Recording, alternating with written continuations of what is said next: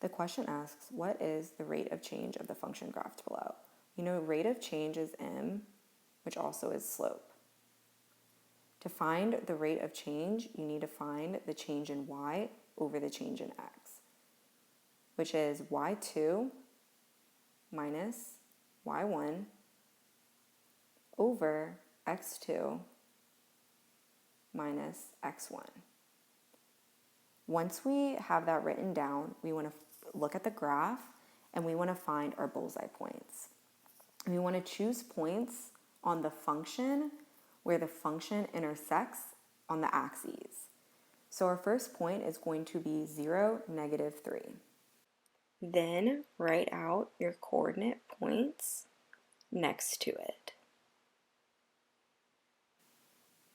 Then we want to choose our second point, which is going to be 4, 0. And again, write it out next to it.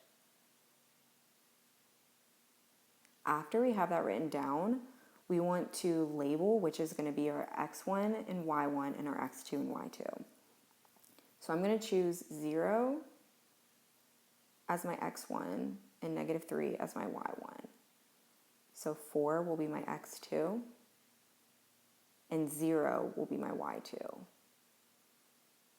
Once I have that, I want to make a table with those points, x and y. So my first x is 0, first y is -3, and then 4 and 0. I like to keep everything organized, so I'm going to label them again. x1, y1,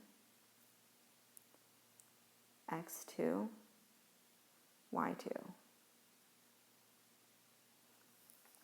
Then I want to take those numbers and plug it in to my rate of change formula.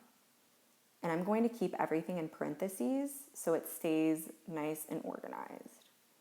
So my y2 is 0 minus my y1, which is -3, over my x2, which is 4, minus my x1, which is 0.